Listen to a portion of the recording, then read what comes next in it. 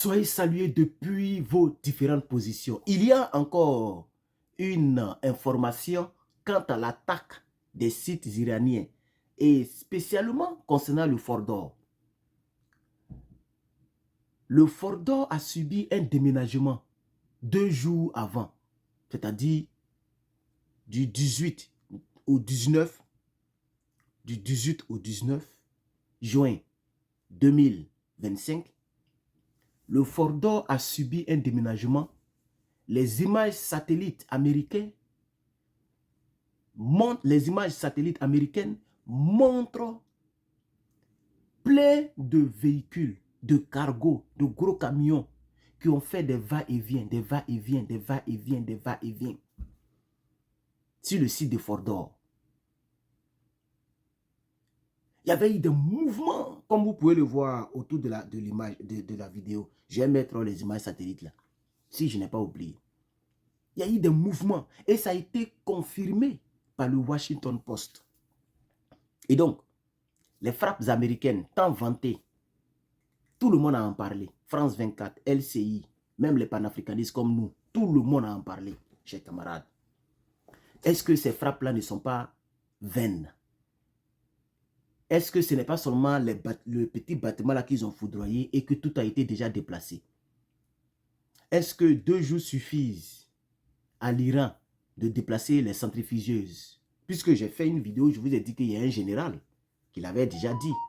Il y a un général qui a dit, ne vous fatiguez pas, on a déjà déplacé les centrifugeuses quelque part dans un lieu tenu très secret. Est-ce que ce n'est pas la vérité? Alors, c'est de ça que nous allons, et donc, c'est sur ça que nous allons déblatérer ensemble dans cette vidéo. Alors, pour tous ceux et toutes celles, j'ai vu 3 personnes qui ont passé leur commande. Donc, tous ceux qui n'ont pas encore passé leur commande, nos t-shirts sont disponibles. Vous pouvez toujours passer vos commandes. Voilà, nos t-shirts sont disponibles. Vous pouvez toujours passer vos commandes. N'oubliez surtout pas de mettre beaucoup de commentaires, beaucoup de j'aime. Voilà. Et participer au débat. Et partagez surtout cette vidéo à travers l'Afrique, dans tous les groupes africains. Parce qu'on dirait que l'Iran a dribblé les États-Unis d'Amérique. L'Iran a sûrement dribblé les États-Unis d'Amérique. Et c'est pour ça que le ministre des Affaires étrangères, dans son discours, il a condamné, mais ils n'ont pas parlé des centrifugeuses. Ils n'ont pas donné si ça a été détruit, si ça n'a pas été détruit. Ils ont simplement condamné l'action de pénétrer le territoire de manière furtive, surprendre l'Iran à 2 h du matin. Il était 2 h du matin à l'Iran lorsque les gens ont frappé. Et ça a eu beaucoup de pertes en vies humaines. Donc, ils ont condamné l'attaque américaine. Et ils ont dit que l'Amérique sera responsable de toutes les conséquences qui vont suivre. Alors, selon les détails ici, l'information est confirmée. Selon le Washington Post, un journal très populaire ici aux États-Unis, des images satellites ont montré une activité inhabituelle autour de l'installation de Fort-d'Or 2 jours avant l'attaque américaine. Inhabituelle parce que le site est surveillé constamment par les satellites américains. Et donc, 2 jours avant, il y a eu une activité bizarre. Trop de va-et-vient, va-et-vient, va-et-vient se sont opérés. Alors, des analystes américains de l'entreprise Massar ont indiqué des mouvements importants de gros camions et de véhicules autour de l'entrée de Fort-d'Or. Ce qui suggère soit une évacuation des équipements sensibles comme les centrifugeuses, soit des mesures de protection anticipées. Voilà. Donc, il y a 2 hypothèses. Soit ils ont déplacé les centrifugeuses, soit ils étaient en train d'augmenter la sécurité.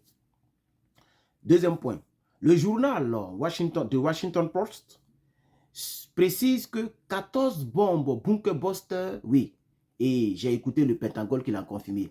Hier, on a dit que c'était 6, mais le vrai nombre, c'est 14, puisque les informations nous venaient un peu. Donc, même les médias français se sont trompés. Pas se sont trompés. Les médias français ont diffusé les informations qu'ils avaient.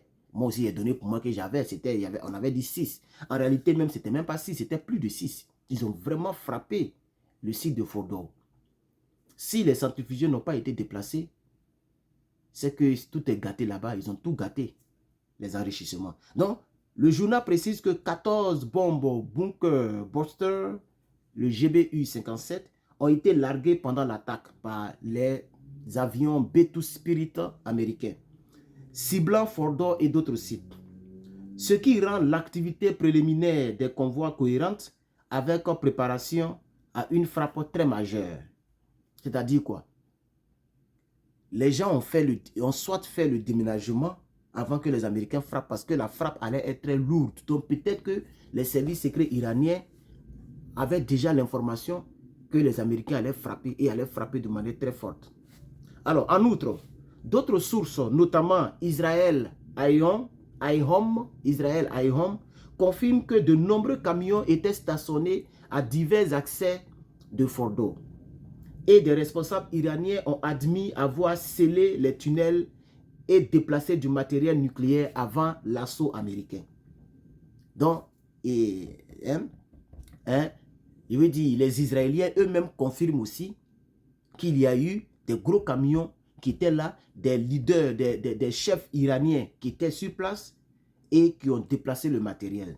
Donc ça veut dire que la frappe américaine a été dans le vide. Hein? Les Iraniens sont toujours dans la danse nucléaire. Et si on ne connaît plus le lieu où ces centrifugés sont enfuis, comment les gens sauront, comment les gens pourront frapper si le lieu n'est plus connu? Parce que ces lieux étaient connus officiellement. Hein, officiellement, l'Iran avait déclaré ces lieux et c'était surveillé par l'Agence internationale de l'énergie atomique, etc., etc. Mais maintenant, on ne sait plus où les centrifugeuses sont. Où sont les centrifugeuses iraniennes? Alors, donc, les activités concrètes ont été détectées. Des camions et des bulldozers ont été visibles autour de Fordo avant la frappe américaine. Des mesures de protection et d'évacuation ont été prises. Des entrées ont été scellées. Des stocks de matériel ont été retirés. OK? Et donc, l'analyse concorde avec l'attaque, le type d'attaque, lancement de bunker buster sur une cible stratégiquement profondément enfuie. Donc, en conclusion, les images satellites confirment que Fordo a été mis en condition défensive juste avant la frappe, ce qui renforce la crédibilité de l'information selon laquelle une évacuation partielle ou un repositionnement du matériel a eu lieu avant l'attaque américaine. Voilà. Et donc, voici l'information que je voulais apporter à votre connaissance. Merci bien d'avoir suivi cette vidéo. N'oubliez pas donc de commander vos t-shirts panafricaines pour toutes les personnes qui veulent avoir les t-shirts. Voilà. Nous avons le vert, le bleu, le blanc, le noir et le jaune. Voilà. Donc, vous êtes la bienvenue de passer vos différentes commandes. Voilà.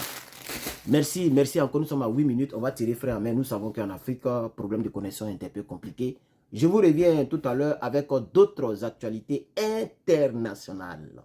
C'était Herman le Patriote, votre frère. Peace.